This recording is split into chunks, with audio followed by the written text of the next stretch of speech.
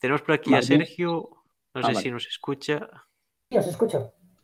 ¿Nos escuchas? Sí. Nosotros a ti no te vemos. ¿No me veis? No. No, por ahora no. A ver si lo consigo. Ahora. Ahí, perfecto. Muy Vale, buenas, Sergio. ¿Qué tal? ¿Cómo estáis? ¿Qué tal todo? Muy bien. Muy bien, muy bien. ¿Qué te depara la vida? Hiciste una publicidad un tanto engañosa del directo diciendo que te ibas a encontrar con gente que sabe más que tú, pero bueno, yo creo que ahí la competencia es un poco desleal. Bueno, de lo que estáis hablando no tengo ni idea. Nosotros mucho tampoco, pero sabemos disimular, eso sí que se nos da bien. Bueno, eso es un arte, ¿eh? Es un arte, sí. Bueno, pues tenemos aquí al señor Sergio Vélez, como bien podéis ver, también tenemos a Enrique acoplado, ¿no? Estoy intermitentemente porque me va bastante mal todo este asunto. Bueno, tú ya sabes, Enrique, hoy te avisamos, realmente somos un desastre porque en principio la entrevista se mantenía, pero Manuel no sabíamos si iba a poder asistir a las 7, avisé a Enrique, después Manuel sí que podía, un auténtico desastre, la verdad que bueno, por lo menos fuimos capaces de salvar la situación. Y entonces, bueno, pues ahora vamos a entrevistar a Sergio. Tú ya sabes, Enrique, si te tienes que ir cualquier cosa, nos avisas. Sí, claro. Y perfecto. De hecho, bien, voy a aprovechar para despedirme y después lo veo. Y bueno, ya veré el directo y nada, encantado de conocerte, Sergio. Igualmente. Nos veremos por aquí. Perfecto, Hasta luego. Enrique. Cuídate mucho. Igualmente. Vale. Bien. Ahora sí, bueno, antes de nada una pequeña presentación, ¿no? Yo conocí precisamente al Inquilino, que es el podcast en que participa Sergio, no sé, ya nos contará durante cuánto tiempo lleva y demás, ¿no? Pero lo conocí precisamente por el programa sobre O que arde. Entonces, bueno, es una realidad que bueno, que me toca bastante por proximidad, porque aparte en el verano, mientras estudio, trabajo precisamente en las brigadas forestales. Entonces, muy interesante, la verdad es que precisamente lo queríamos comentar con todo el equipo al completo, ¿no? Porque aquí, por ejemplo, puedes insultar tú a tus compañeros, pero ellos no tienen derecho de réplica, ¿no? Es un poco injusto. Bueno, estando ellos presentes tampoco tienen derecho de réplica. El jefe es el jefe, eso es así. Yo aquí también, en el podcast también aplico esa máxima. Quien pone el dinero y pone los medios, pues tiene derecho de insultar. Eso es. Derecho de veto. Derecho de veto, sí. ¿No? Así es. Pero bueno, antes de pasar a eso, cuéntanos un poquito quién es Sergio, qué hace con su vida, cómo empezó su trayectoria en este mundo del podcast, de la radio. Cuéntanos un poquito sobre. Joder, hemos quedado en que no preguntas difíciles. Bueno, la verdad es que hago 10 años de mi primer programa de radio ahora en 2022, 10 años. El 22 de diciembre, porque hicimos un especial de la Lotería de Navidad y estuvimos dando la Lotería de Navidad hace 10 años. Y bueno, pues ahí al final en una radio de pueblo, pues vas haciendo el tonto delante de los micrófonos y te quedas. Eso funciona así. Y con el Quimérico, pues yo creo que empezamos en 2014, que el programa empecé haciendo yo 2 programas solo, luego se unió Víctor y estuvimos un poco pues también haciendo el canelo, yendo y viniendo sin ningún tipo de seriedad. Y hace como un par de años se unió Mick también a nosotros. Y pues hasta ahora. La verdad es que me da vergüenza decir que llevo tanto tiempo porque no he mejorado. Llevo haciéndolo fatal desde hace... Con tal de no empeorar, yo creo que mantener el estatus ya es un logro bastante importante. Te sé decir, ¿eh? No, eso sí, eso por lo menos, aunque no sea verdad, hay que fingir que se está igual de fino que al principio. Pero tú entonces a los compañeros, a Sergio y a Mick, ¿ya los conocías de antes? O a Víctor, perdón, Víctor y Mick. A Víctor, bueno, a los dos les conocí a la vez en un rodaje que hicimos en 2014, yo creo que también fue, es que no me acuerdo. Sí, yo creo que fue 2014. Les conocí ahí, al final, bueno, los tres estábamos metidos en el mundo del cine porque yo me he salido un poco más, ellos continúan y en un cortometraje ellos ya se conocían de antes y yo les conocí ahí y bueno, pues nos hicimos amigos. Me pasó un poco a mí también como con Fran y Manuel, que son de esas personas que en cuanto conoces, no sé por qué extraño motivo, enseguida hay buen feeling, ¿no? Bueno, las subvenciones también que le dan a uno por aguantar a ciertas personas. También hay Sí. el motivo de pecuniario, sí. A mí por Manuel, por al ser extranjero, ahora con todo este rollo de tal, también por eso lo apadrinamos. Al principio el acento lo tuvimos que trabajar un poquito, pero, pero bien, también, ¿no? Pues, ¿qué te parece entonces si hablamos un poquito antes de radio? Después ya nos metemos al cine, porque, bueno, supongo que al fin y al cabo el cine, ya que lo vinculáis también al podcast, es como quien dice el eje central de casi de tu vida, por lo que cuentas, ¿no? Sí, la verdad es que ahora estoy un poco cambiando también de rumbos vitales, pero hasta hace pocos meses me dedicaba un poco a ello, ¿no? Y me he formado como guionista, he estudiado cine, bueno, comunicación audiovisual, pero más siguiendo hacia el cine. Luego hice máster en guión de cine, series y dramaturgia y bueno, sí, más o menos. ¿Todo eso Me salpica. en Madrid o has tenido alguna estancia a lo No, mejor en Madrid, ha en sido en Madrid Madrid. todo? La capital del mundo, al fin y al cabo, Sí. es lo que tiene.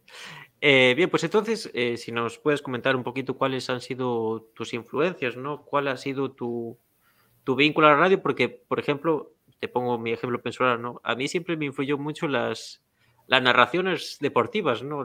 Me acuerdo que, bueno, mi padre siempre ha sido muy forofo. Y claro, es curioso porque esa construcción precisamente de cómo hacen los narradores, ¿no? De algo que no puedes ver, que es tan visual como por ejemplo el fútbol o demás, ¿no? Y a través de la voz, de la emoción y todo eso, que es realmente complicado, ¿no? Y es algo que te fascina, no sé tú cómo te empezaste a atraer a este mundo, aparte de que es un buen medio para tirar beef, ¿no? Que eso siempre ayuda.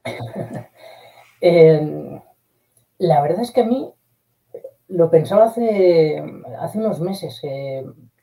Bueno, estuve mucho más ligado a la radio durante el verano por cuestiones de trabajo y recordaba cuando era pequeña que yo escuchaba mucho el programa que tenía, y esto la gente va a pensar mal de mí seguro, mucho, el programa que tenía Pablo Motos. Pablo Motos en M80, ¿cómo se llamaba el programa este? Eh, no me sale. No somos nadie, puede ser. No sé. Era No somos nadie o algo así, no recuerdo ya. Y era un programa matinal que hicieron, creo recordar también después de Goma Espuma, toda aquella época. Y de pequeño lo escuchaba cuando pues, mi madre me llevaba en el coche, cosas de estas. Y luego recuerdo que a veces cuando, lo típico, estabas de vacaciones y ya no tenías que coger el coche, yo me levantaba a las 6 de la mañana para escuchar la radio. Wow. Y sí que tenía un poco, pero bueno, tampoco he sido un gran aficionado a la radio hasta años después, que hice un curso de radio, un taller con Jaime Adrada, un locutor de la zona de Madrid Norte. Y a partir de ahí ya sí que me fui un poco más acercando a este medio. Y tampoco es que decir que hablar de referentes me da vergüenza porque, vamos, dirán que de qué, referentes que de qué. Pero me encanta, yo que sé, Ortega, por ejemplo, a nivel de humor, me parece brutal. Por supuesto, a nosotros nos marca mucho Todopoderosos, que es además incluso a nivel podcast ya yo creo que es un referente, pero concretamente de cine, pues que siempre está revoloteando por ahí. En el momento en el que haces un podcast de cine estás pensando en Todopoderosos. Y un poco por ahí, diría. Precisamente ya lo quería comentar si estuvieran los tres, ¿no? Porque, como decimos, el insulto a uno solo es abusar, ¿no? No, pero precisamente lo que a mí me gusta mucho del podcast es que es profundo, pero sin ser pedante, ¿no? Porque ya aquí nos introducimos a una cuestión de por qué el cine y en general ciertas partes de las bellas artes atraen a esa masa de pedantería, ¿no? de querer simular que lo complejo es algo limitado a una parte de la sociedad, cuando en sí la cultura es algo plenamente humano, ¿no? A nosotros nos pasa, por ejemplo, con la historia, ¿no? Que tratamos de hacerlo como, no vulgar, pero sí al menos Cercano, ¿no? sencillo, ¿no? Claro, cercano, porque en sí es algo puramente humano, ¿no? Es lo que le sucedió a personas como tú, pero a través del tiempo, cómo eso va cambiando y demás, ¿no? Y entonces, ¿por qué crees que precisamente con el cine? Yo lo veo mucho, ¿no? Por ejemplo, yo estuve en Historia del Arte un año y tuve asignaturas de cine y lo veía, ¿no? Porque es algo complejo, el lenguaje del cine es algo complejo, ¿no? No es algo tan sencillo, ¿no? Pero que se suele ver de esa forma, ¿no? Como un mundo apartado, como un mundo muy snob, ¿no? ¿Por qué crees que tal vez, o a lo mejor sí es una impresión falsa, ¿no? Que yo tengo? No creo que sea una impresión falsa. Lo que pasa es que matizaría. Y creo que se da al final en todas las artes. Eh, Esnovismo es que hay en todo. Claro, Es verdad que, claro, el cine, yo creo que también al ser tan comercial, en buena parte, el otro polo opuesto llama mucho más la atención. Decir que hablar de esnovismo en escultura, pues es que me parece que bueno, todo claro, eso ya. es snobs. Sin embargo, en el cine, claro, por Se ve más, contraposición, quizás. claro, no sé, es algo que estoy pensando así un poco ahora sin haberlo reflexionado nunca, pero no sé si tiene algo que ver eso. Sí, quizá puede ser, porque, por ejemplo, me acuerdo de una anécdota con un amigo, ¿no? Que él ya tal vez estaba más introducido en esto del cine y tal. Y yo una vez, una tarde de esto que tienes, yo que sé, con 17 años, me vi 2000, que es Stanley Kubrick, 2000. Y a mí ni la entendí, ni me gustó, ni nada, pero ¿sabes de esto qué tal? Y le dije a mi amigo, yo creo que 2000 está sobrevalorada. Tal. Entonces ya me empezó ahí. Eso no es verdad, pero estuvimos todo el tiempo discutiendo, pero no fue capaz de. Porque él tampoco. A ver, estoy seguro que él tampoco sabía por qué 2000 exactamente era una película de culto, ¿no? Y él no me sabía explicar, simplemente razonaba que como que era un dogma, ¿no? Que eso era así, que 2000 era una obra de arte y que no se podía discutir. Yo le decía, pero dime el por qué. Y él no fue capaz, ¿no? Entonces no sé si tú, ¿cómo percibes eso? Bueno, es que quizá aquí, bueno, a ver, al final yo creo que el arte, al contrario que la historia, ¿no? La historia al final, bueno, sí, se puede discutir, ¿no? Y se puede ver, cada uno puede ver la misma parte de la historia de forma totalmente Claro, también. distinta. Lo que pasa es que al final yo creo que el arte en general, y no solamente el cine, tiene un componente que es el gusto, ¿no? Es que te guste o no, que seas capaz de empatizar con ello o Claro, no, también. que te emocione o no. Y es verdad que las emociones de uno mismo son un dogma. Lo Claro, puedes también, sí. discutir, Sí, pero es que es en así. parte sí. No hay nada más personal que las emociones, al fin y al cabo. Claro, claro. Entonces no sé si tiene que ver con eso. Luego, por supuesto, y a mí me pasa con el cine todavía, pero se podría aplicar a cualquier otro ámbito, ¿no? Cuanto más conoces, más disfrutas. Eh, Claro. Claro, por eso yo creo que alguien que entienda el desarrollo de la historia del cine y que sepa contextualizarte 2000, yo eso lo veo como algo meritorio y que él por lo menos entiende por qué 2000 es una película de culto. Pero a mí que lo diga un chaval que simplemente, yo que sé, si ha visto 2 películas más de culto que yo y que sigue en el dogma de si no entiendes por qué 2000 es algo así, no tienes por qué decirlo. Si a ti no te lo parece, después, ¿sabes? Yo me introduzco en la historia del cine y lo entiendo, lo acabaré entendiendo a lo mejor, ¿no? Pero en ese momento sí que creo que hay como una cierta parte del cine, o yo qué sé, la subdimensión del cine francés o así, ¿no? De Truffaut y todo eso, ¿no? En ese sentido sí que veo tal vez un poco que es, y tal vez es lo que hace que la gente se aleje de ese tipo de cine, ¿no? Porque, por ejemplo, a mí me pasaba, hoy es el día de las anécdotas, no sé por qué, pero en vacaciones ya sí, en un piso de estudiantes, cuando era así de escoger una película, yo siempre eso, quería una película, pues eso, que hiciera pensar más o algo tal. En cambio, mis compañeras de piso siempre decían que no, que era algo que no querían darle la cabeza y tal. Entonces pasa eso también, ¿no? Que creo que la gente lo rechaza porque lo ve también como algo, eso, tal vez demasiado elaborado, demasiado complejo, ¿no? Y eso, que va un poco como que por la otra parte tenemos eso, un cine comercial que en sí que casi no transmite nada, ¿no? Demasiado vulgar, ¿no? No sé si tal vez compartes esa apreciación de que caer en ese círculo de, no solo del snobismo, ¿no? Sino de ese círculo cerrado del cine de alta cultura, lo que hace que incluso gran parte de la gente no sea capaz de ni siquiera de entenderlo muchas veces, ¿no? Y que lo rechace frontalmente. Bueno, al final es que me resulta muy difícil separarlo del cine, o sea, separarlo del arte en general, porque pienso en literatura y me ocurre lo mismo, en teatro, ¿no? Al final, ¿qué teatro se llena? Si es que se llenan los musicales, se llena el Rey León, se llenan La Llamada, ¿no? O incluso si me apuras, Los Morancos. Y eso es al teatro al que vamos, el teatro del gran público. Luego el teatro más de culto, si quieres, o más intelectual, está vacío y está reservado a gente incluso, te diría, de teatro. Es un poco como la poesía. Sí. ¿Quién lee poesía? Pues los poetas. Y además leen poesía del que les ha comprado su propio libro, porque si no, ellos no van a tener compradores de su poesía. Y es así, ¿no? Al final también falta seguramente educación. Sí, en general. Es verdad que en general yo creo que sabemos muy bien leer el audiovisual. No es lo mismo ponerle pues, la última película que se haya estrenado en cine a mi abuela de 93 años que a mi primo de 18. Lo va a leer y lo va a entender muchísimo mejor. Pero sí que es verdad que, bueno, luego también tenemos que aceptar que el cine también es un medio de ocio, ¿no? Y que claro, la gente pues me quiera estar pues el sábado por la tarde viendo Netflix la película más tonta y no pensando.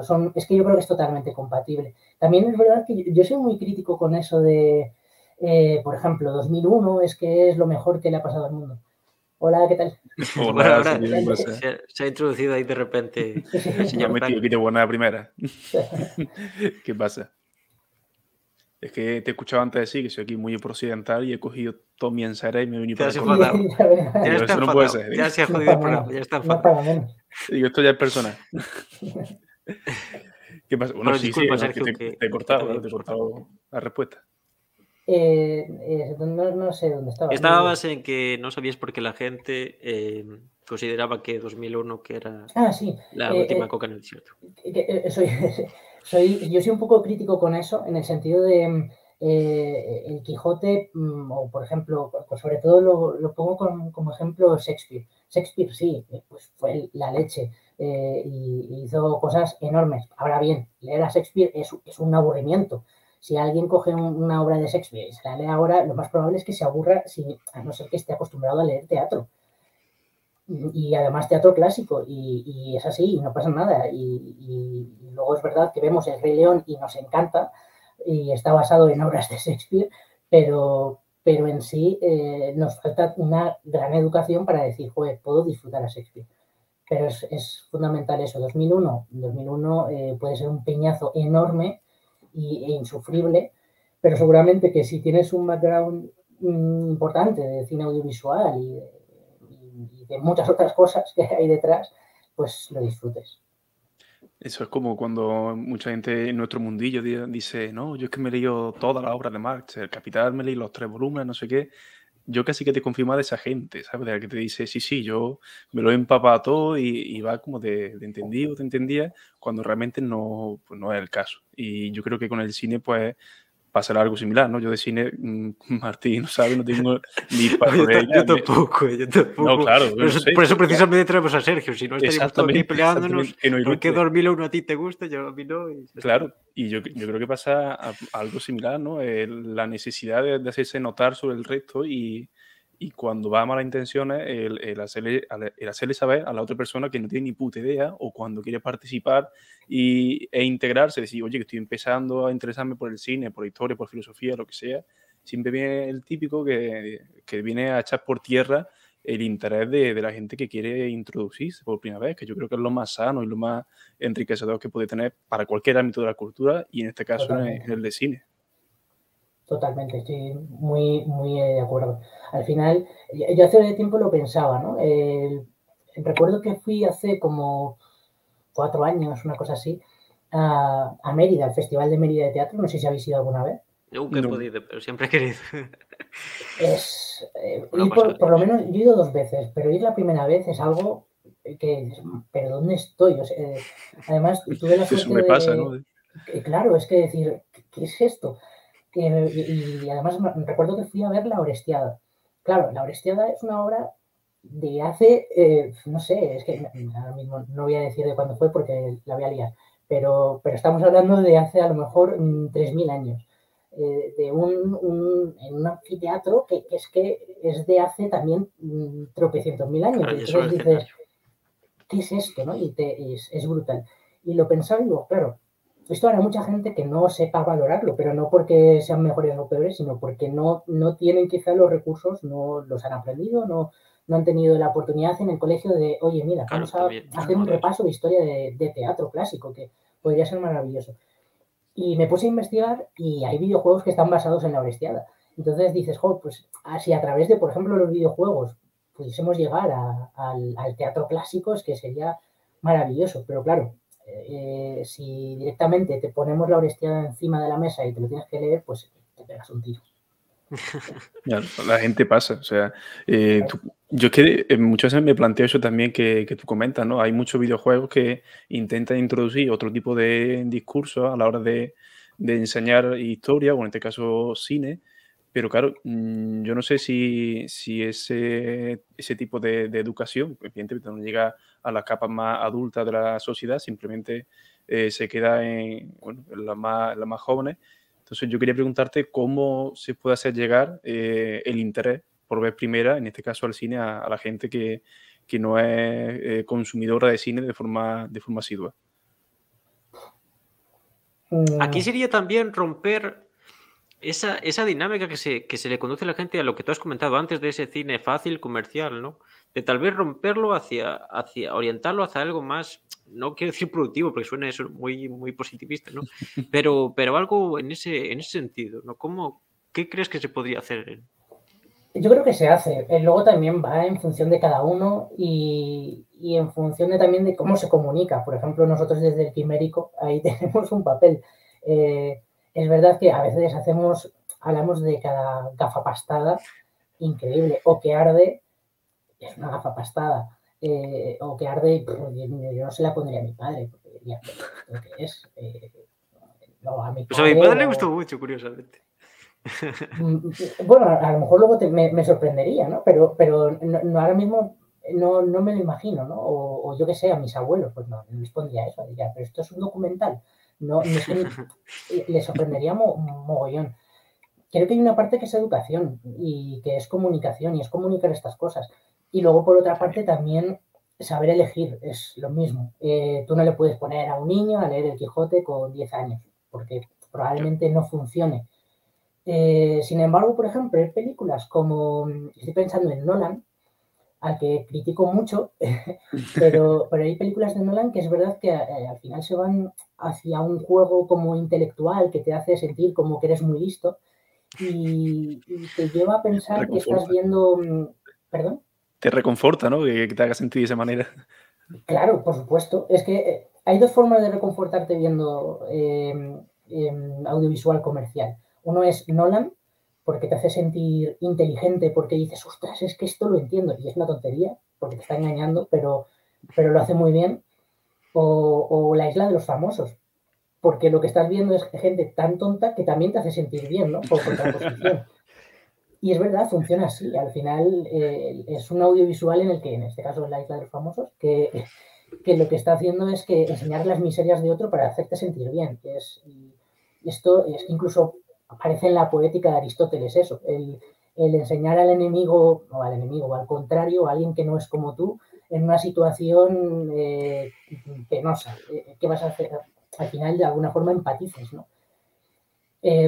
Pues haciendo ese trabajo, ¿no? Buscando también películas, buscando elementos que sean fáciles de digerir, que sean comerciales en el fondo, pero que tengan algo más detrás. Probablemente tendría que ir por ahí. Claro, tenemos aquí a Mamore7 que nos dice que interesante todo, la verdad. Parecemos Buena foto de perfil, la de Mamore, la verdad. El comentario, sí, un poco desafortunada, ¿no? Porque, bueno, ya sabemos lo que tiene dormir con tus primos mucho tiempo, pero bueno, eso es esa es otra cuestión. Y precisamente aquí tuvimos en su día una entrevista a Laura Martínez, que, bueno, no sé si es Martínez, no sé el apellido exactamente, así que perdone por el lapsus. Pero claro, ella siempre habla mucho de que precisamente ¿quién patrocina el arte, ¿no? ¿Qué recursos se le dan al arte? Lo que tú has comentado de las escuelas, ¿no? El tiempo que se le dedica a cada asignatura, además, ¿no? Ella siempre habla, por ejemplo, de la promoción de los espectáculos culturales en barrios obreros y demás, ¿no? Ya solo eso, ya es lo más básico, como quien dice, ¿no? Entonces, claro, y ahora nos metemos precisamente al pastel del cine en España, ¿no? Porque vemos, por ejemplo, a nivel europeo y demás, que la realidad es bastante cambiante. Aquí, bueno, tuvimos una dictadura que apoyó según qué cine en determinado momento y realmente la ruptura a un apoyo, digámoslo así, obviamente ha cambiado en el tiempo, ¿no? Cambian gobiernos y demás, ¿no? Pero en líneas generales no se ha acabado de romper con ese mecenazgo del cine por parte del Estado hacia un determinado cine, hacia una eso, ¿no? Hacia una determinada, al fin y al cabo, una determinada ideología, ¿no? Y no sea tampoco proyecto del el propio cine nacional, que cuando hemos visto que cuando tienen recursos, pues es de una calidad como de cualquier otro. Entonces, en ese sentido, ¿qué opinión te merece a ti la situación del cine en España, un poquito a nivel histórico y también en la actualidad, ¿no? Daría para mucho, ¿no? Daría para un programa entero, sí. Sí. A ver, ahí, claro, de alguna forma está sobrevolando el tema de las subvenciones o de cómo se financia el cine. Es que eso está cambiando tanto porque ahora entran esto que llamamos las plataformas. Entra Netflix, entra Amazon Prime. Amazon no necesita al gobierno de España para financiar una película. De hecho, quizá el gobierno de España necesita a Amazon para que le financie. Bueno, es que el tema de cómo se financia en general el arte es muy interesante. Y el tema de las subvenciones concretamente también, claro, aquí se abren como muchos melones, ¿no? Primero, estamos de acuerdo con las subvenciones, nos parecen bien, pero ya no solamente a nivel de la industria del cine, sino en general, nos parecen bien las subvenciones. Pues que es un modelo de Estado, cada uno tendrá su opinión. Probablemente no sea ni mejor ni peor una opción, sino simplemente es y luego pues llevarla a cabo de la mejor manera posible. ¿Estamos de acuerdo con que el arte se subvencione? Porque esa es otra, podríamos decir, no, que se subvencione solamente lo necesario y fundamental. Pues ok, ¿podríamos decir que el cine es necesario y fundamental? ¿Que el arte es fundamental? Claro, esa es otra. Es que es muy complicado, es un tema muy complejo. Mi opinión, a mí me gusta que el cine se subvencione. Creo que se debería subvencionar mucho mejor porque se hacen auténticas barrabasadas. Pero creo que es necesario. ¿Por qué creo que es necesario? Pues porque muy probablemente si no fuese por las subvenciones habría mucho cine que no tendríamos y habrá mucha gente que le dé igual eso y me parece genial que les dé igual. Pero es que también es patrimonio histórico y cultural de España. Con el tiempo a eso le daremos un valor que ahora no entendemos porque no tenemos tampoco tanta historia de cine. Si es que el cine tiene 120 años, claro. no más, ¿no? Entonces es que es un tema súper complejo. En ese sentido no tengo mi propia opinión, que creo que se debe subvencionar porque si no, no tendríamos cine. Y sobre todo películas pequeñas que hablan de realidades que quizá pues no te va a hablar una película de Telecinco o de Antena 3 o de Televisión Española, porque es de un señor que la ha hecho con todo su cariño y que habla de su propia idiosincrasia, pues si no fuese por esa subvención no saldría adelante. Luego es verdad que muchas veces esas películas no son subvencionadas, pero es que, bueno, pues... sí, tristemente. Claro, si se subvenciona precisamente... Aparte de que la propia subvención no implica una pérdida, no implica coger el dinero y tirarlo por un barranco, ¿no? Eso después tiene una circulación comercial y eso puede retribuir o no, ¿no? Pero al mismo tiempo, si se subvenciona, la cuestión es, claro, ¿cómo se subvenciona? ¿En qué medida la subvención condiciona la propia obra de arte, ¿no? Eso también es otro meollo dentro de la cuestión. Entonces, pues depende de dónde venga la de subvención, ¿no? Si es pública o privada, hablamos de pública, ¿no? Claro, sí. Al principio estamos hablando de... Es que, bueno, aun siendo pública, tiene al final muchos condicionantes. Claro. por ejemplo, uno de los condicionantes que tiene ahora, que bueno, que podríamos discutir si está bien o está mal, pero es un hecho, por ejemplo, a veces el utilizar lenguas distintas al español, sea el gallego, sea el catalán, sea el euskera, pues da más puntos. ¿Está bien, está mal? A mí me parece que está bien en este caso, porque al final, pues probablemente una película de Telecinco no va a hacer una película en euskera. ¿Por qué? Pues porque va a tener menos recorrido comercial. A lo mejor nos sorprende, pero a priori debería ser así, va a tener menos recorrido comercial. Entonces, que esté subvencionada me parece guay, porque vamos a tener películas en euskera para dentro de 70 años ver cómo era la realidad en Euskadi a través del cine. A mí eso me parece que está bien. Luego tenemos otros condicionantes, por ejemplo, como ser mujer. Se da más puntos en las subvenciones cuando se es directora o cuando un porcentaje alto del equipo es femenino. ¿Me parece bien? Pues me puede parecer bien, porque también un poco fomentas a que haya más mujeres, ¿no? Dentro de los equipos. También es verdad que, y esto sé que ha pasado, de decir, ups, pues es que para esta subvención necesitamos más mujeres, así que nos vamos a fusilar a estos 30 hombres y vamos a meter a 30 mujeres. Y esas cosas acaban, al fin y al cabo, a lo mejor creando también esos conflictos. Eso es un peligro también, ¿no? Y tiene ahí el doble filo. Pero bueno, podría estar bien, ¿no? Vaya. Precisamente ahora, con la cuestión de las mujeres, aquí tal vez nos metemos en un mundo que quizás no nos toque ni por nuestra realidad geográfica y en ti concretamente, porque bueno, eso, trabajas en el cine, pero no en todo el cine, ni a lo mejor lo que entendemos por gran cine, ¿no?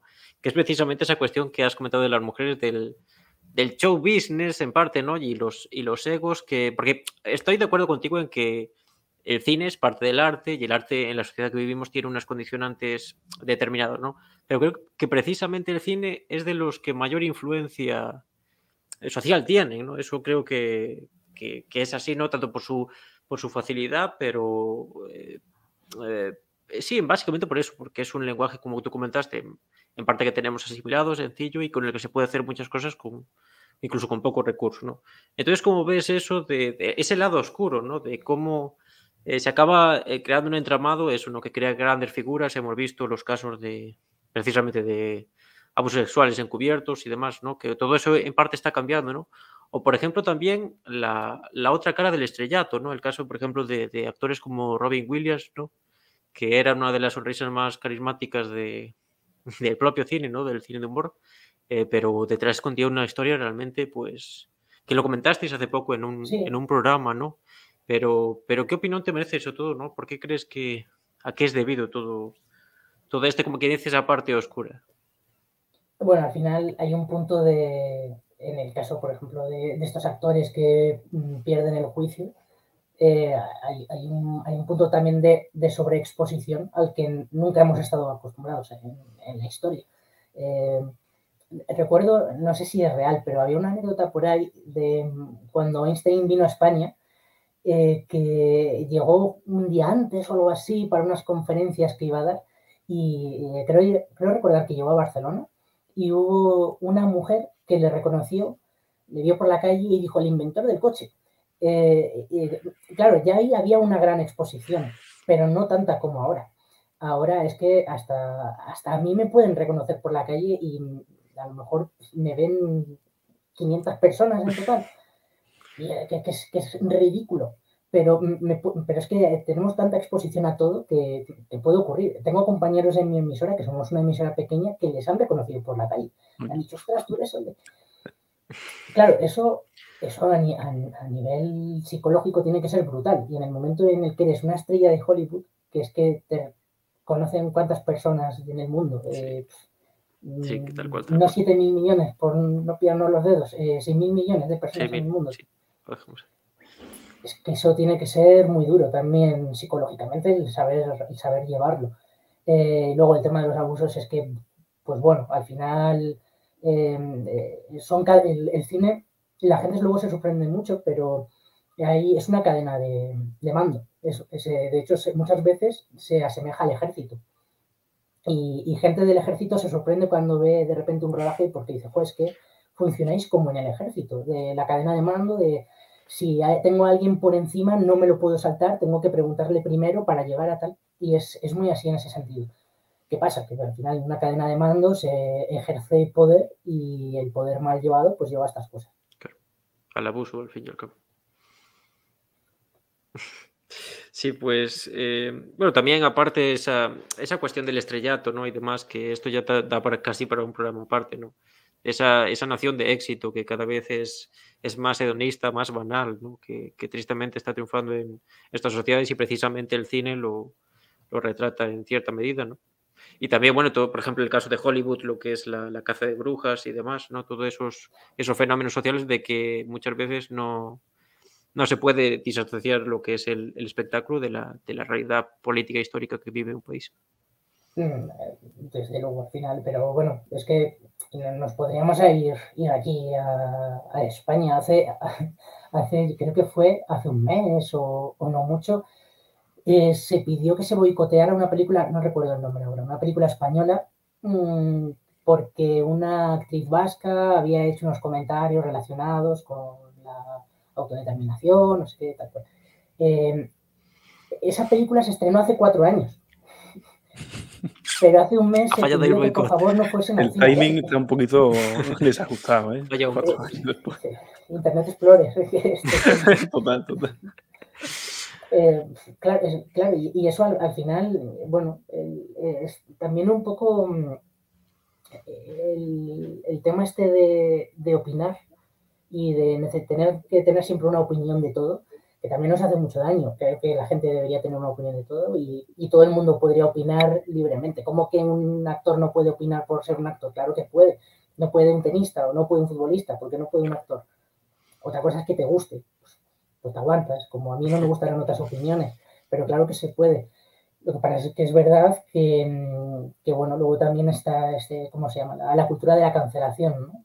Que hace mucho daño. Sí. Pero es, bueno, el mundo que nos toca vivir. Sí. Perdón. No. Usted, nada, que como estamos tocando ahora tema de cine español y demás, y ha sido recientemente los Goya, yo desde el desconocimiento más absoluto de que tan solo he podido seguir por redes sociales, he visto que hay fuerte polémica por la no concesión del Goya a Penélope, como que la Academia Española pretende que Penélope gane un Oscar, pero después ni en tu propio, digamos, concurso a nivel nacional que son los Goya, no reconoce ese mérito, pero sin embargo pretende que sí lo hagan a nivel internacional, ¿no? Es como que había ahí un choque bastante fuerte y yo no sé a qué se puede deber que la academia como tal no conceda ese tipo de premio a Penélope, como que se le resista cuando parece ser que era obvio, ¿no? Que se lo iba a llevar y se lo iba a final Blanca Portillo por Maisabel, si no me falla la memoria. Pues bajo mi punto de vista se lo llevó quien se lo tenía que llevar, porque creo, a mí me parece que he visto las 2 películas, puedo opinar sobre ellas y creo que Blanca Portillo es que está sublime, es genial. ¿Qué ha pasado ahí? No lo entiendo. No sé si es también, al final, bueno, pues que piensas, esta película, ser de Almodóvar, a ser ella Penélope Cruz, va a tener más impacto en Estados Unidos que Blanca Portillo, que no la conoce nadie, y vamos a hablar de una película que no va a tener tanto recorrido quizá en Estados Unidos, que no van a entender esa realidad. Puede ser que tenga que ver con eso. Quiero creer que es que tiene que ver con eso, no tanto con que, mira, no te vamos a dar este premio, entonces te vamos a llevar a los Oscars. Y así te callas. Quiero creer que no es por eso. Contundentes palabras, la de serio, tío. No he dicho que sea por eso. No. Simplemente quiero creer. No pasa nada. Eso es que no suele escuchar el Quimérico Inquilino. Contundente al lado de estos señores, yo creo que se queda corto. Y se agradece bastante. Esa película tiene mucha polémica, ya no solo por lo que representa y por lo que cuenta, la de Maisabel, sino porque también se llevó, puede ser, corrígeme si me equivoco, te lo digo yo, de gente que me lo ha contado porque que si le gusta el cine, si sabe un poquito más que yo, o sabe, a seca. Y es que se llevó el premio de actriz de reparto, la hija de Maisabel, ¿no? Que por lo visto sale muy pocas veces, muy contada en la película, ¿no? A mí es un Eso es premio, como a mí otra me sorpresa que se sorprendió. llevó la gente. Sí, a mí me sorprendió porque es verdad que tiene, a ver, que lo hace muy bien, pero yo me esperaba más que fuese, ¿cómo se llama esta chica? Se apellida Amor, creo, ¿no? Bueno, no me acuerdo. De la chica que estaba nominada por El Buen Patrón. Almudena Amor, creo que es. Me estaba bailando el nombre. A mí me parecía que hace mejor papel y además que tenía mucho más peso. Ahora bien, pues yo qué sé, sí que es un poco lo que hablaba antes con Martín, que es que estamos hablando de gustos, entonces decir que algo es mejor o peor es cogerlo con demasiadas pinzas, sí. Y ya aprovechando un poquito así, ¿cómo has visto la evolución del cine en los últimos tiempos, ¿no? Tanto aquí como en España, como a nivel general, ¿hacia qué tipo de cine crees que se orienta a nivel general, ¿no? Si ves alguna tendencia, si no. Bueno, también es que todo varía mucho. Yo creo que también, por ejemplo, lo que nos ha ocurrido, ¿no? con el coronavirus va a haber cambios. Va a haber cambios seguro. Al final es algo que nos ha tocado muy de cerca, que nos ha zarandeado y seguramente que haya muchas historias que tengan que ver, ya no con estar encerrados porque hay un virus fuera y nos vamos a morir todos, sino más con lo frágil del ser humano, con que... Así un poco más temas existencialistas o algo así en ese sentido. No necesariamente, pero sí como tema, ¿no? Como que estamos aquí de paso prácticamente. Puede que muchos se vayan a un tema más existencialista y que sean como más, bueno, sobre todo me refiero al cine no comercial, pero incluso el cine comercial seguramente que también tiene mucho que trata mucho eso, o no, todo lo contrario, a lo mejor nos vamos hacia un cine muy positivo, muy optimista, todavía no lo sabemos. Es verdad que normalmente en estos casos, por ejemplo, durante las crisis funcionan muy bien las comedias. ¿Por qué? Pues porque necesitamos reírnos. El terror generalmente funciona siempre. No sé si ahora, por ejemplo, ver películas de guerras es lo que más nos apetece. El otro día vi que Televisión Española... Los están poniendo cada por 3 en televisión. Sí, es decir, como... Bueno... Como súper obvio, ¿no? Como cuando en Semana Santa las películas de Jesús de Nazaret, por todo. Sí. Bueno, pero eso yo ya lo veo un poco como que es parte de la tradición. De tradición, claro. Pero ya poner películas de guerra porque es parte de la tradición...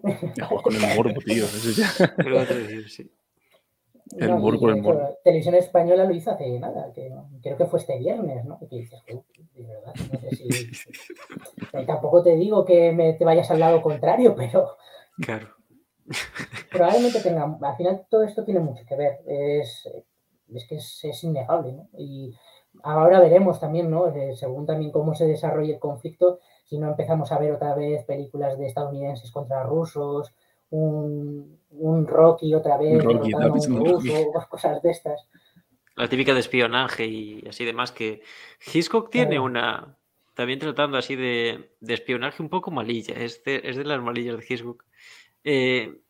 No sé, es una cuestión de espionaje, un científico que se escapa al otro lado del muro o algo así. Visualmente es muy bonita, pero sí que tal vez es un argumento muy simplista. Pero claro, también la diferencia es que en la Guerra Fría no había enfrentamiento abierto más allá de conflictos como Vietnam, Corea y demás, ¿no? Que generaron precisamente muchas películas y demás. Pero claro, ahora un conflicto abierto en suelo europeo y demás... ¿De dónde sacas, por ejemplo, el héroe, ¿no? ¿De qué parte lo pones? ¿Cómo lo sitúas, ¿no? En ese sentido. Bueno, yo creo que es obvio en este caso, ¿no? O sea, el héroe está más que claro. El fantasma de Kiev, ¿no? Estáis hablando. Sí, algo por el estilo, ¿no? Bueno, del fantasma de Kiev ya están hablando, de que sería perfecto para una película ucraniana, de repente un tío que abate a 1000 aviones él solo a pegadas. Es que... Salvando a las abuelitas ucranianas, sacándolas de casa, salvándolas, poniéndolas a salvo. Después llega el presidente de la ONU y le hace la cruz a padrina. Podría ser interesante, podría ser. Es un tema, a mí es verdad que lo tengo ya muy olvidado porque lo vi en la carrera hace fácilmente 5 o 6 años, Pero el tema del cine de propaganda durante las guerras es apasionante, sí, es increíble. Antes lo recordaba porque, bueno, un poco por todos estos temas. Corea del Norte, es que no recuerdo el año, pero la película es Pulgasar y el monstruo comunista. Ah, sí, una locura, una locura. ¿La habéis llegado a ver? Yo he visto fragmentos. Suficiente. La película es muy mala.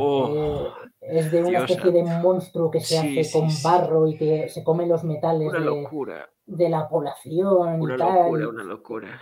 Luego acaba de una forma un poco extraña, es que ya no me acuerdo. Pero la historia que hay detrás es brutal porque esta película fue dirigida por un director japonés y es porque los coreanos mandaron a esbirros a Japón a secuestrar a directores japoneses y obligarles a hacer películas para el régimen. Y ya ni siquiera sé si es verdad. Claro, existe la teoría de que realmente ese hombre le pagaron, hizo la película tal, pero fue tan mala que él fingió que lo habían secuestrado para decir esto no es culpa mía. Esa es la otra teoría, porque es una película, pero horrible. Es un bicho, es algo así como un mini dinosaurio.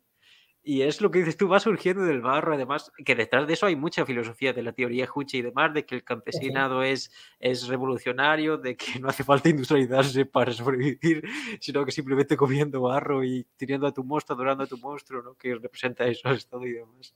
Y es un delirio de películas. No sé qué tan fácil es conseguirla. En internet, supuestamente, puedes acceder a ella. En ninguna plataforma de bien va a estar esa película. Exacto. Nunca. Igual si la buscas te saltan 1000 alarmas del FBI o algo. Algo extraño.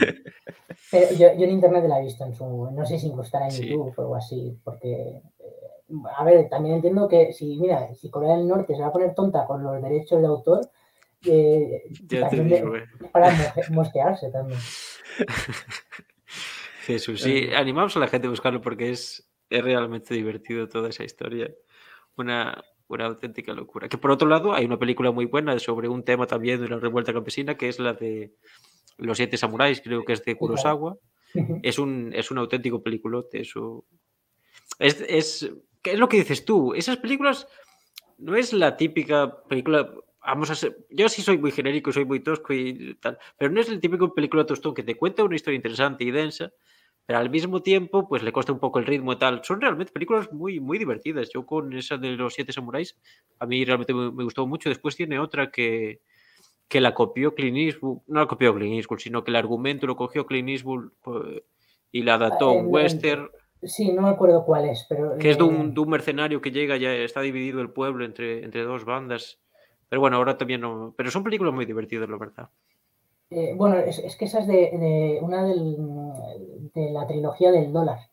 No me acuerdo cuál es. Además hicimos un especial sobre esa película de Clint Eastwood durante la cuarentena. Bueno, a ver, al final lo que pasa con Kurosawa, pasan dos cosas. Primero, que es cine de hace años, entonces ha evolucionado muchísimo el lenguaje y puede haber gente que le resulte lenta o que no lo entienda, y luego que además es un lenguaje asiático. Y el cine asiático, por mucho que pensemos que hemos visto el juego del calamar y Parásitos y entonces ya entendemos cómo es la cultura asiática, no sabemos lo que es el cine asiático. Pero sí, es una gran película. Al final es casi cine comercial de aquella época, pero bueno. Claro, es que mezcla un poco el trasfondo, porque tiene una cuestión muy interesante de analizar cómo era la sociedad campesina, el horror de los samuráis y demás, todo eso, ¿no? Y a nivel histórico es muy interesante. Pero claro, Japón hasta prácticamente la era Meiji, que ya son casi la década de los 30, permanece enclausurado en ese mundo. Sí, casi y es realmente muy, muy interesante en ese sentido, por eso siempre es positivo. Es lo que dices tú, si no se introduce a lo mejor cuesta un poquito, pero yo creo que son películas realmente... Por eso te digo que si le preguntas al típico culturetas, te salta con que Kurosawa, no sé qué, no sé cuánto, y realmente no es algo tan alejado de lo que podría ser hoy una película. No, ahí estamos casi más en cine clásico, de todas formas. Claro, sí, no tanto de... Si nos ponemos pedantes, nos podemos ir... A mí me gusta tirar, cuando hablo de pedantería y cine, me mola irme a la nueva ola checoslovaca. que ahí es donde está la pedantería buena. Café para muy cafetero, ¿eh? Tía. Sí. Irte directamente a ver Happy End, que es una película muy divertida. Además, incluso puede que esté también por YouTube. No es una película así que vaya a estar tampoco en plataformas. Y es una película que está contada al revés, pero contada al revés que los personajes van al revés. Incluso algunos diálogos los escuchas al revés, no lo entiendes, pero están al revés. Sin embargo, se entiende muy bien la película. ¿Y qué mensaje trata de transmitir con ese...? Pues es la historia de un señor que ha sido aguillotinado y entonces te cuenta la historia al revés de por qué fue aguillotinado. Entonces, lo primero que vemos es, bueno, Happy End, ¿no? Que es como empieza la película, como debería terminar, empieza así, y lo que vemos es la cabeza de un señor en una cesta y un cuerpo sin cabeza. Y vemos cómo la cabeza sale de la cesta y se le pone en el cuello, y cómo el señor va para atrás y va contando por qué se la aguillotinó. Es una comedia, y es una comedia con una crítica al machismo feroz, y es brutal, claro, pero eso hay que echar la tarde. Hay que tener estómago, joder. Entonces sí. Es la única película que empieza con su propio spoiler, ¿no? O sea, sea auto-spoiler, nada más empezar. Porque vamos, te cuenta... ¿Cuál es esto de El crepúsculo de los dioses? También empieza con él diciendo que ha sido asesinado. También, ¿cómo es esta de...? Muchas realmente. Sí, esas... esta de que es del tío este que es un pajillero... Bueno, ahora no me acuerdo, sí. Que también había una griega o algo así, que había sido reconocida hace poco, que era como de una familia con pasta, pero que los hijos no habían salido nunca de casa o algo así. Y era como que eran medios... esta de aquí, Karina. Algo así. Sí. Esa me suenan, pero nunca la he visto. Pues estábamos pensando en hacer precisamente de esta película o de Langosta, también de Lantimos, un especial del Quimérico. Es una película... Para esta sí que hay que tener esto, ¿no? Es realmente desagradable esta película. Sí. Sí. Pero fue premiada. ¿Cómo, perdón? Fue premiada en plan, no sé si en Cannes o algo así, hace unos años, puede ser. Sí. Estuvo en el Festival de Cannes, en el de Sarajevo, en el de Montpellier, en el de Estoril, en Estocolmo. Sí, es una gran película, pero es un tío que remueve por dentro al máximo. Al final te está contando algo que lleva incestuoso y que genera muy es turbio, vale. Sí. Es turbio. Vale, no, yo sabía que sí, en plan un poco rara o algo así, pero no sabía que esté ese punto. Pero es griega o algo así, ¿no? Sí, de Lantimos, de Yorgos Lantimos. No sé, yo de cine griego. Nada. Y cine griego, Martín, no Pues yogur griego, soy yogur griego, yo ese cine no lo entiendo. Oye, tampoco conozco mucho de cine griego. ¿En serio? ¿Hay alguna película esta de culto que todo el mundo entiende que ha tenido que ver casi por imperativo categórico que tú digas no la he visto o directamente no me gusta, la detesto y toda la gente cuando te escucha se lleva las manos a la cabeza? Pues seguramente muchas. Que no haya visto. A ver, me voy a Film Affinity, a recomendaciones. Te lo dice uno que se vio el Rey León por primera vez y obligado cuando cumplió 21 años. O sea que con eso te lo digo todo. Ahí ese es el nivel en el que estamos hoy. ¿Cuántos años tienes? 23. 6 cumplido. Muchas películas. Yo qué sé. Estoy viendo por aquí. Bueno, es que hay algunas que no tengo. Érase una vez en América, creo que no la he visto, ahora que lo pienso. Sí, no la he visto, Érase una vez en América. Es verdad que me espanta un poco lo de los 225 minutos. Y alguno que la hayas visto pero te diga, es que la odio, no soporto, no puedo verla, o mira que lo he intentado pero no me gusta, no me llega. O más que nada, no es para tanto. ¿Cuál sería el no es para tanto que tú catalogarías? Exacto. O una sobrevalorada. Mójate, Sergio, que aquí no nos escucha nadie. Venga, hombre. No lo sé.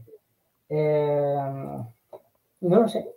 Es que tendría que pensarlo. Luego en el momento lo puedo decir, pero ahora mismo estoy viendo así de cosas que tengo por aquí por casa que me den un poco igual.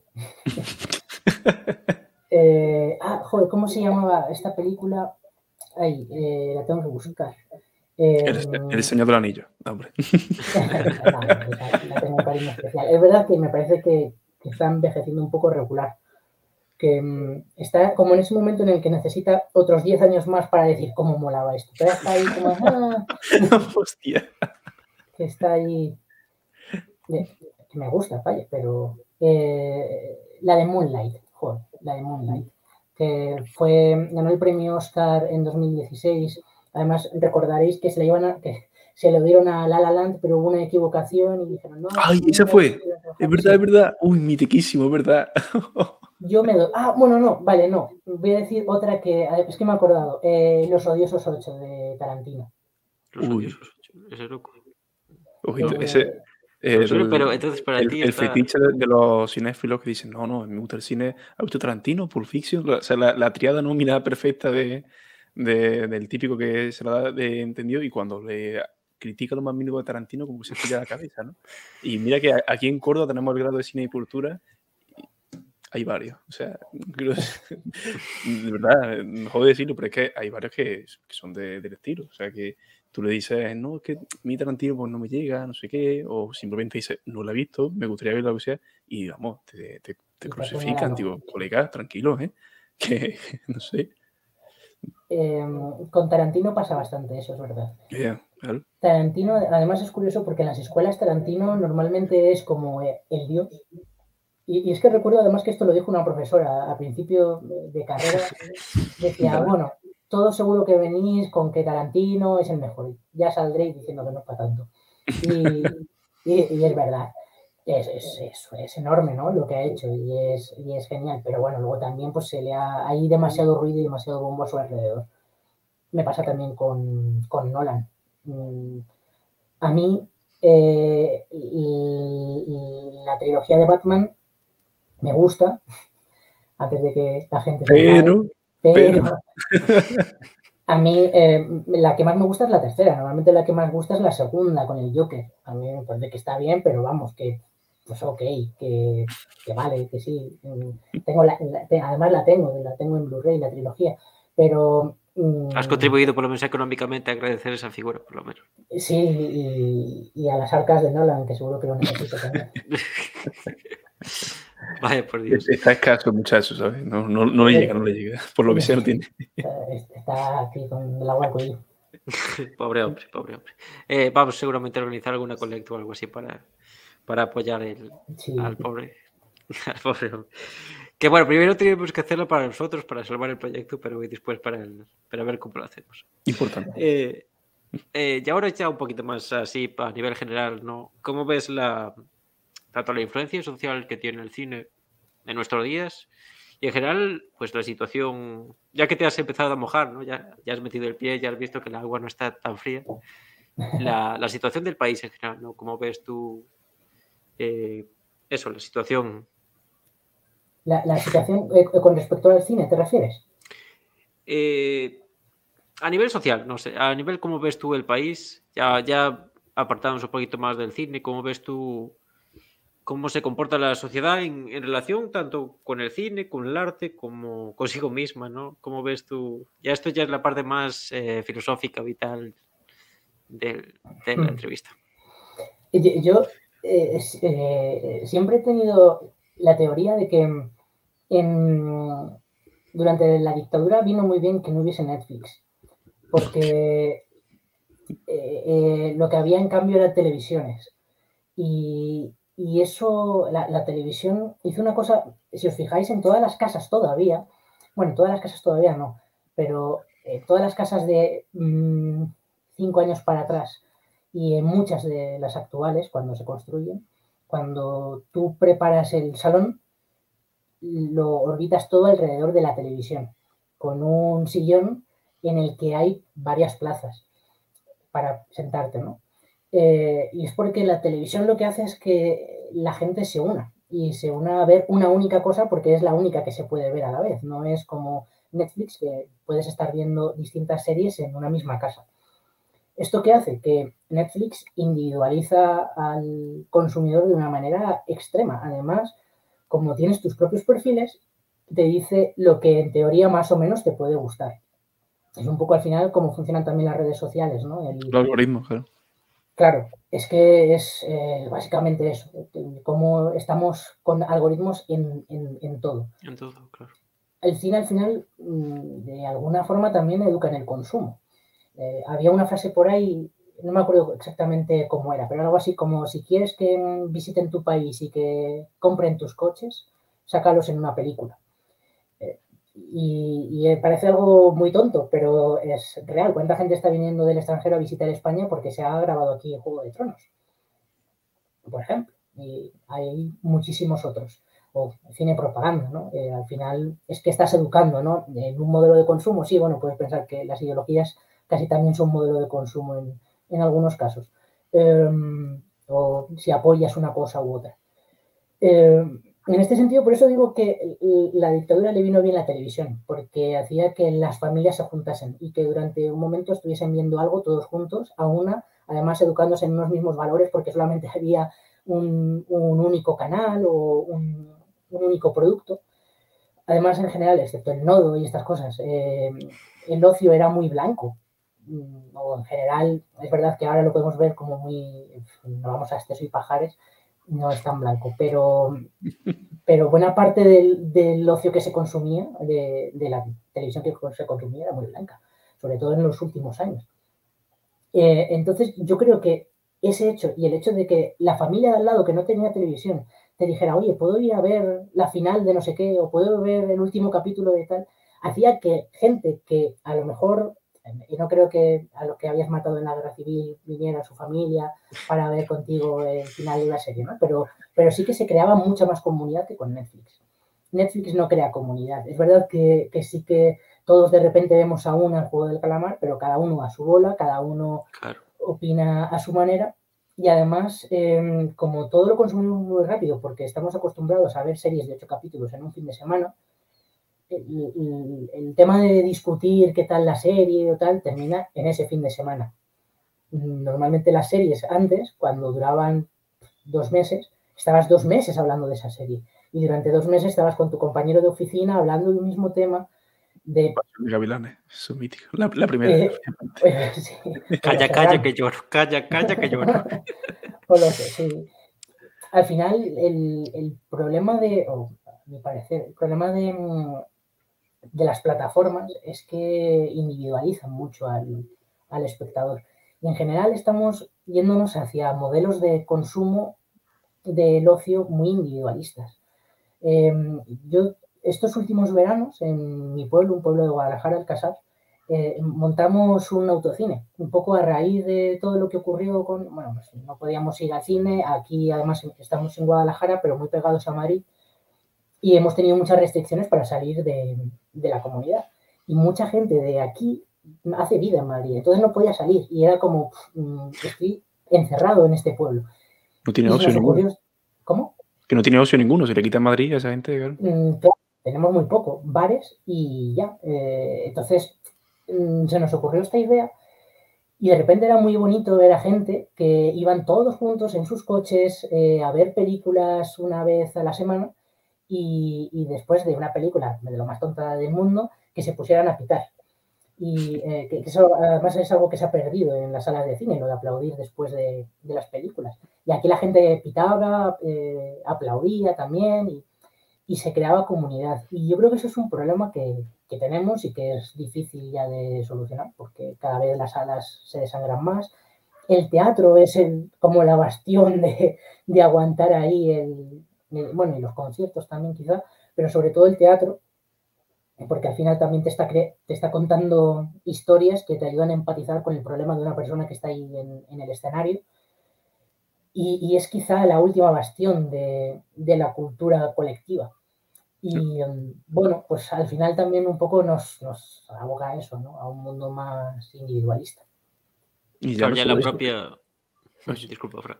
No, es muy breve. Simplemente eso, que ya no solo eso, sino que la parte en la que se comenta la serie o el producto que estés consumiendo ahora, o sea, hoy día, casi siempre se vuelca en las redes sociales. Entonces ya ni siquiera Claro. va a otra persona a hablarlo, a no ser que sea tu amigo Sí que es cercano, de porque modo lo está viendo personal, lo que claro. sea.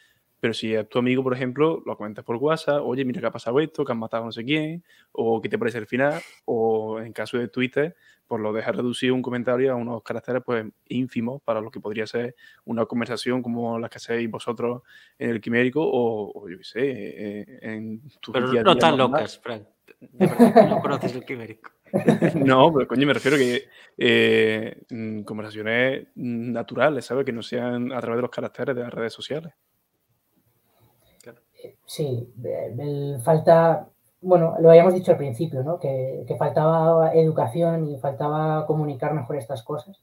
Y aquí es que es una parte, las historias como nacen, las historias nacen alrededor de un fuego en el que todos nos sentamos para aprender de alguien que conoce el mundo mejor que nosotros y que nos cuenta historias. Y de ellas aprendemos y creamos comunidad alrededor del hogar. Eso se está perdiendo.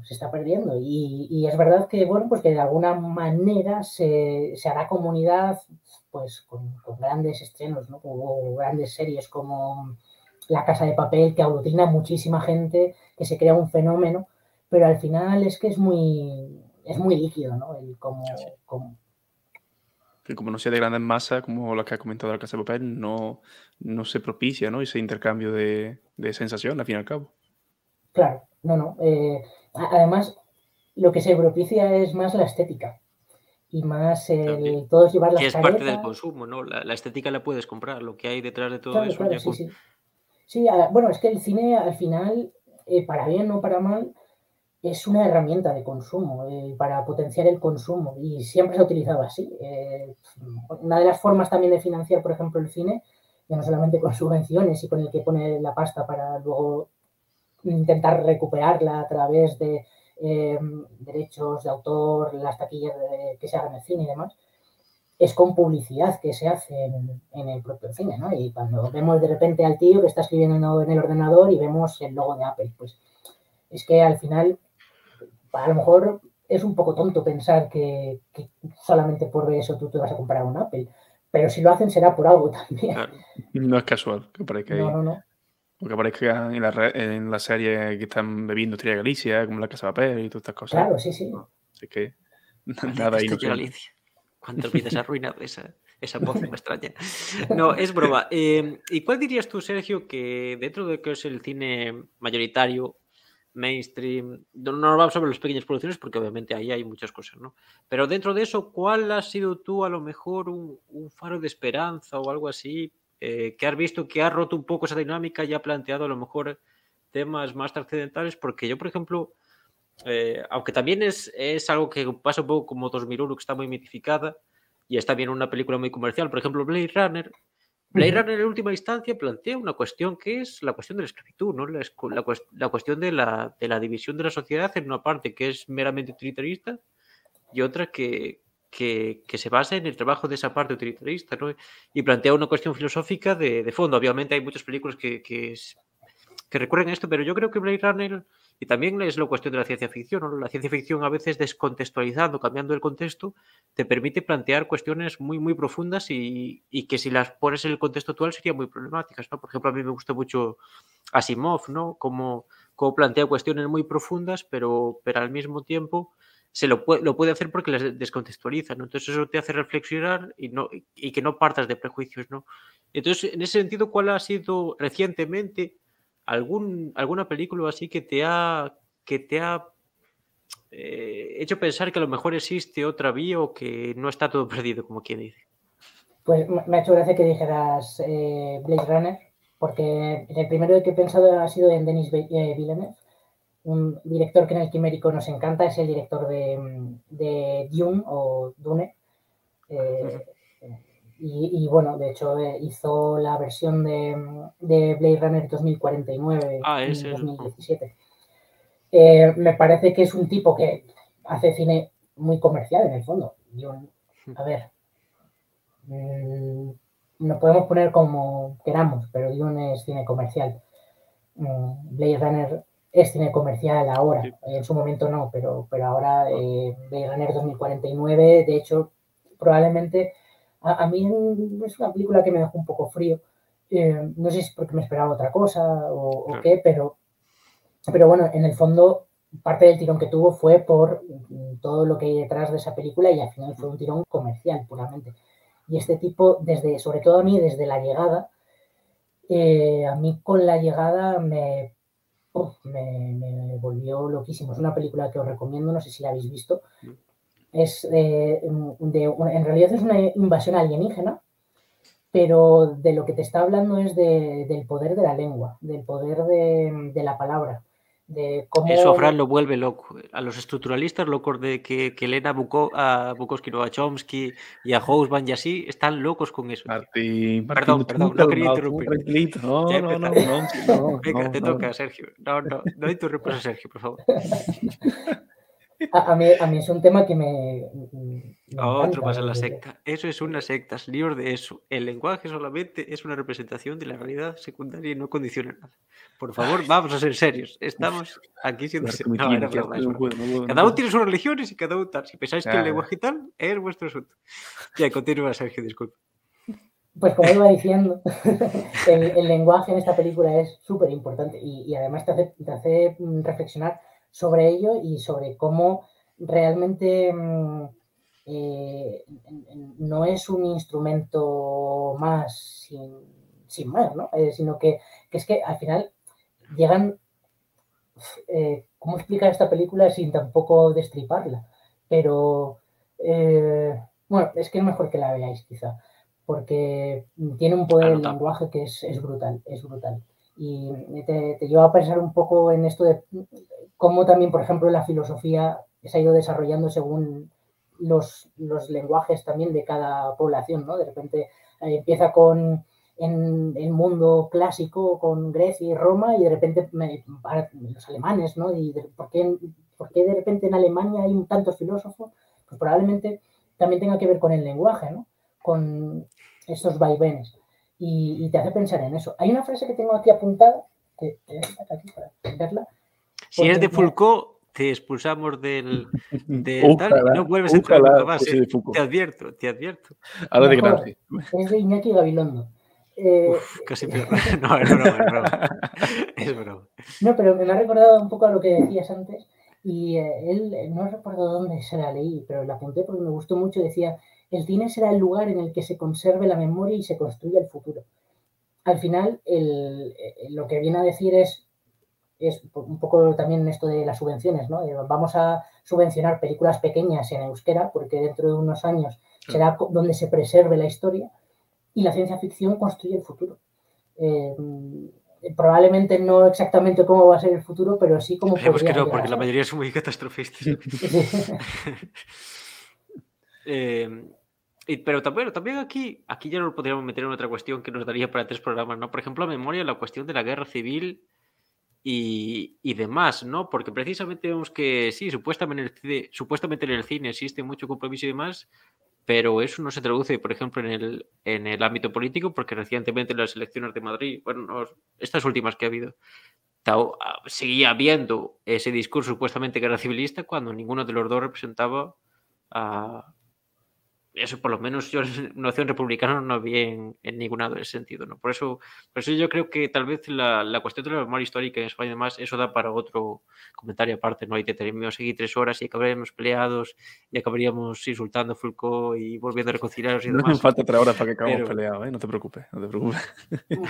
Pero mira, por resumir esa cuestión así de forma muy rápida, hay una parte que es lo que se cuenta, ¿no? Y lo que vemos en las cámaras, ¿no? Y voy a el elefante en la habitación, los Bardem, que podemos verlos como gente de izquierdas muy comprometidas y tal. Y bueno, no voy a entrar en si es así o no, pero luego en el fondo quienes ponen el dinero en sus películas es gente que tiene dinero, que tiene capital, y es Enrique Cerezo, es es que es el presidente de Atleti, o sea, ¿qué me estás contando? ¿Cómo que el cine es de izquierda? Hay actores de izquierdas, pero al final el cine está subvencionado por gente de, Claro. no sé si de derechas, pero gente con mucho dinero. Al final es un monstruo un poco extraño lo que hay ahí. Y bueno, pues estaba pensando, por ejemplo, en la película de Almodóvar, que habla del tema no de la guerra civil, sino ¿cómo se llama? No me sale la palabra. De todos los muertos que hay en las cunetas, ¿vale? Sí. Y está metido ahí como un pegote que no viene para nada y que es al final como una especie de bandera de, oh, yo estoy defendiendo esto, pero en realidad no te está contando nada. Y él se ha defendido como que la película no ha funcionado porque hay mucha gente que es de derechas y entonces yo no me considero de derechas. Vaya justificación, madre mía. Pues es terrible, porque creo que la película no funciona bien. A mí me gusta mucho Almodóvar y veo todas sus películas porque me gusta mucho, pero esta me parece mala. Creo que no funciona. Y esa parte de meter la guerra civil es que me parece que está metida ahí a capón. Y lo que hace es, al final, daño porque esto lo dice Rodrigo Cortés, al que idolatramos, que las historias no deben ser, o que él piensa que las historias no deben tener la moraleja al final, sino que la historia en sí misma tiene que ser una moraleja, ¿no? Y que tú cuando termines pienses lo que has visto y reflexiones y llegues a una conclusión. Que el hecho de al final decir y estos son los malos y estos son los buenos no funciona como moraleja, funciona como propaganda. Y ¿El silencio del otro, el que decía? ¿Perdón? ¿El silencio del otro es a lo que te referías? No. La que estaba comentando no te sería el nombre. ¿La de Almodóvar? No, Madres Paralelas. Me refería a la parte esta de las trincheras. De las cunetas. De la guerra civil. Sí. Me refería a eso, que a veces es verdad que se mete así un poco a capón y un poco por defender el discurso que se tiene y al final pues es que no llegaba a ninguna parte ni tampoco consigues que la gente pueda llegar a plantearse, ostras, pues a lo mejor estos otros tienen razón, ¿no? Porque se hace de una manera burda. Claro, es que se ha explotado tanto y se ha hecho tanto que al final casi se caricaturiza y de hecho es lo que pasa, en fin y al cabo, con la ley de memoria histórica, por ejemplo, a lo largo de después de que acaba la dictadura, que o se va posponiendo hasta que llega un punto en el que prácticamente la ley de memoria histórica se va a aplicar ahora, pero que ya no tiene ninguna aplicabilidad. La mayoría de los crímenes del franquismo han sido absueltos. Entonces, claro, es como si que se está simulando que están haciendo cosas para resolver eso, pero en fin, en última instancia no se hace nada, ¿no? Falta la reflexión, quizá, ¿no? Claro, sí, pero bueno, ya te hemos ocupado mucho tiempo, Sergio, la verdad. Muchísimas gracias por pasarte por aquí, a vosotros. Por ilustrarnos un poquito de cine, porque andamos muy perdidos, como bien has podido ver, ¿no? Totalmente.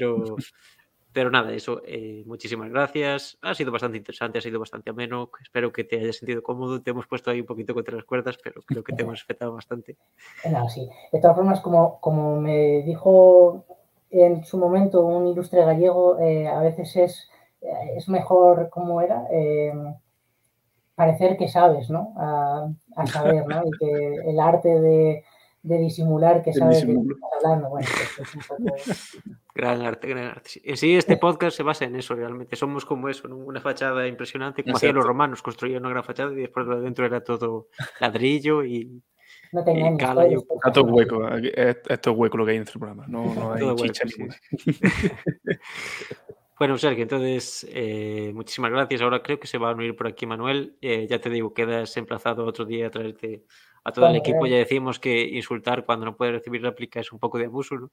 Está justificado en parte, pero bueno, eso. Tenemos que hablar de muchos temas aún, te queda mucho de hablar de cine. Manuel también, al ser del otro lado del charco, también nos puede aportar mucho. Seguro. Entonces, bueno, lo metemos por aquí, que ya debe... ¿Qué tal, Manuel? Hola, Qué desastre. Muy bueno, Manuel. ¿Cómo te va? bien, bien. Sigue vivo. Cambié de con el escena. foco. Has cambiado Muy el bonito. setup, niño. Joder. Sí, señor, sí, señor. Aquí hay dinero. aquí Su hay dinero. extintor al lado. Ya sabe que el tema de hoy es incendiario, por eso está preparado. Así me gusta, Manuel. Bueno, Sergio, pues no te robamos más tiempo, la verdad. Ya sabes, por aquí, cuando quieras anunciar cualquier cosa, nuestras redes, nuestro tal, nos das un toque y nosotros preparados para lo que sea. Pues un placer, muchas gracias, muy divertido. Y acudiremos a la llamada. Esperamos. Esperamos. Nos vemos. Bueno, Un abrazo. cuídate mucho, Sergio. Hasta luego. Hasta luego.